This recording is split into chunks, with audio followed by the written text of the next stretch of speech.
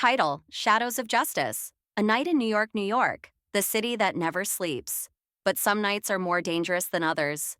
On the outskirts of Brooklyn, at a quiet gas station, a small incident was about to explode into something much bigger. It all started just past midnight. Raymond Carter, a gas station clerk, had seen it all: late night arguments, petty theft, even violence. But tonight felt different. A black sedan pulled up to pump number 5. Marcus Hill, 27 years old, well respected in his community, stepped out. His car stereo was playing soft hip hop as he reached for the gas pump. At that exact moment, another car pulled in. Daniel Harper and his 2 friends. They had just left a nightclub, slightly drunk, but more intoxicated with their own sense of privilege. Marcus didn't pay them any attention until he heard one of them mumble, "Do you have to blast that music everywhere you go?" Marcus ignored it, but Daniel smirked, leaning against his car. "Hey man, can you turn that down a little?" "This isn't Harlem." Marcus froze. His grip on the gas pump tightened. "What did you just say?" Daniel shrugged, a smug grin on his face. "Relax, dude. Just asking for a little respect.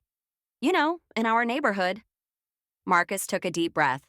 He had heard this tone before: subtle, condescending, laced with hidden racism. "Your neighborhood? That's funny, because this gas station serves everyone."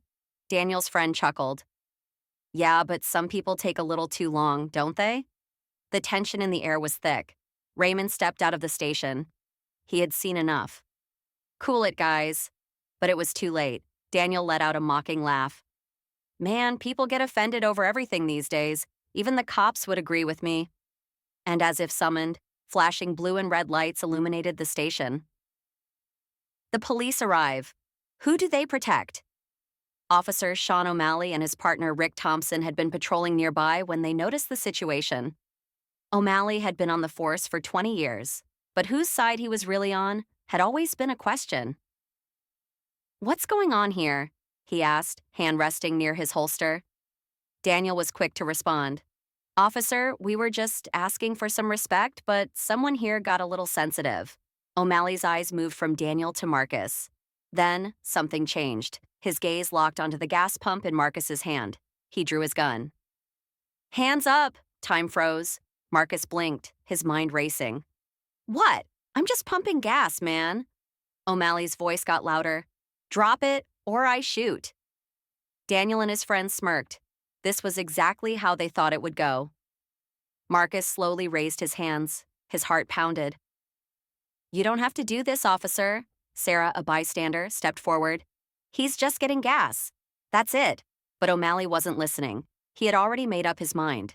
His finger twitched near the trigger. Then Raymond stepped forward. "Officer," he said calmly, "check the security cameras. If you see any crime, do what you need to.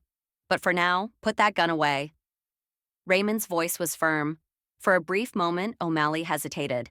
Then, the police radio crackled. "Central Dispatch. No reported criminal activity. Gas station owner confirms no suspicious behavior." O'Malley stared at Marcus. Slowly, he lowered his weapon, but the suspicion in his eyes remained. "This time, I'll let you go," he muttered. But Marcus wasn't done. He met O'Malley's gaze and spoke, his voice steady.